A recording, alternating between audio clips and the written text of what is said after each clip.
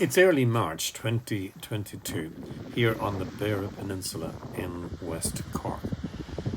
Beautiful and remote as it is here, we are not remote from the terrible events taking place in Eastern Europe since the Russians invaded the Ukraine over 2 weeks ago.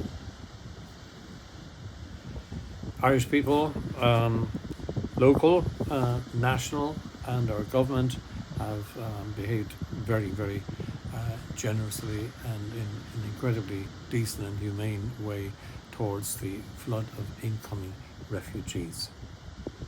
As I'm involved in other things, I debated whether I would do anything about growing your own this year.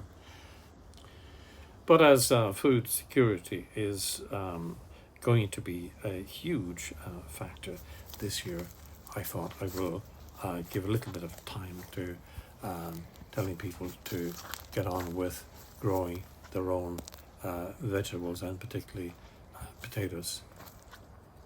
On previous videos from last year, I showed, I hope, clearly the whole process of preparing ground and planting, cultivating, and finally harvesting potatoes. And if you will remember, in particular, I showed how easy, how quickly, and how efficiently it was to turn a small lawn into a productive potato ridge in 30 minutes. And that's from unbroken grass lawn to planted potato ground, enough to feed a family for months in just 30 minutes. I'm going to fast track the planting of potatoes this year by breaking an old rule and planting potatoes in the same ground as last year. It's very tempting because there's a lot of unused fertility in this ridge because of the generous application of natural fertilizing materials last year, and I just think the ground is healthy enough to grow another crop this year. The other thing, of course, is that it is very much easier to plant the potatoes this year because the ground is so loose and friable, so there's absolutely no need to dig it over, but just to take out some weeds, loosen up the top bit, which is a very easy job. So here's the ground ready for planting, and get the spade out. And here we have some perfect Sharps Express pre-sprouted potatoes. As I've said before, we can get away with planting relatively early here in the southwest. And I've got some Sharp Express, I've got some British Queens, and they'd be described as first Airlies.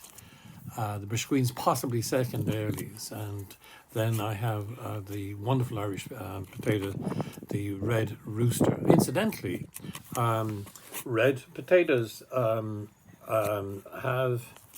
more antioxidant properties than white potatoes, and but particularly as I've said before many times, particularly if eaten with the skins on. Even making chips, oh my God, they make the most beautiful chips and leave the skins on. Most of the vitamin C in potatoes lies just beneath the skin. And just going back to food security for a minute or so, when I was a commercial grower of potatoes back in the 1970s, I used to achieve crops of 25 tons of usable potatoes per acre. When you think that wheat only produces about 2 tons per acre, you can see how, from a food security point of view, potatoes can stand up extremely well. But I suppose the ultimate of food security would be not just growing your own, which of course I advocate, but you could also buy bulk unmilled wheat. In the right containers and using the right methods, the wheat could last for up to 30 years and still produce a very edible loaf. But even potatoes can be kept long time over and beyond the 7 to 8 or 9 months that they can be kept at the moment. I finished planting my first potatoes, the first earlies and the second earlies, and even stuck in a few early main crop.